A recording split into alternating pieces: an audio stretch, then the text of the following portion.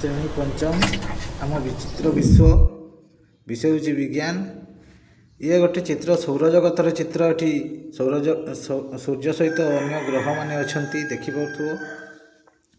ये हूँ लाल ग्रह जार ना ताकू मंगल ग्रह बोली कहते। ये हूँ नील ग्रह जे कि आम पृथ्वी। पृथ्वी को नील ग्रह कहुए कहीं यार कारण हूँ पृथ्वी रे अधिकांश भाग जल, तेणु पृथ्वी को नील ग्रह बोली कहुए। आम जानुँ जे जलर अन्य नाम जीवन। पृथ्वी पृष्ठ रे अधिकांश अंचल जलर परिपूर्ण। अति कम परिमाणर मधुर जल को छाड़देले अन्य सबू जल लुणिया बा समुद्र रे रही है। समस्त जीवजंतु मनुष्य पशुपक्षी एवं उद्भिद बंचापी मधुर जल उपर निर्भर करती। यह पानीय कृषि कार्य एवं दैनंदिन कार्यपाई अत्यंत आवश्यक। अनेक उद्भिद एवं प्राणी मध्य मधुर जल बास करती। जल बिना जीवन संभव नुहे, तेणु जल ही जीवन बोली कहुई। ताले वर्तमान जानिबा लुणी जल जदि गोटे ग्लास हुए ताहले मधुर जल गोटे छोट चामच।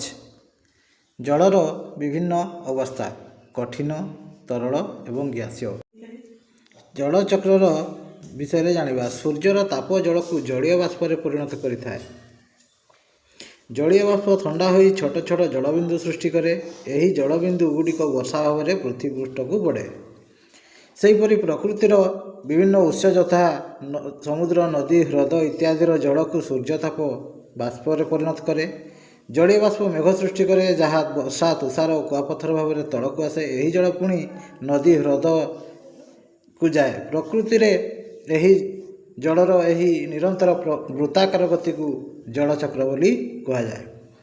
ताले वर्तमान आगे किभरी हुए ताकू जानिबा। सूर्य किरण उठिला, नदी एवं समुद्ररू जल बाष्प हैला, बाष्प ही ऊपर को गला एवं उपरे ताहा से जलीय बाष्प मेघ सृष्टि कला। यही मेघ जेतेबेले घनीभूत होई बा ठंडा होई, जेतेबेले घनीकरण हुए मेघ ठंडा हो जाए एवं ठंडा होई ताहा वर्षा भाव में पुणी आम पृथ्वी पृष्ठ को फेरी आसे। ये हूँ जलचक्र। धन्यवाद।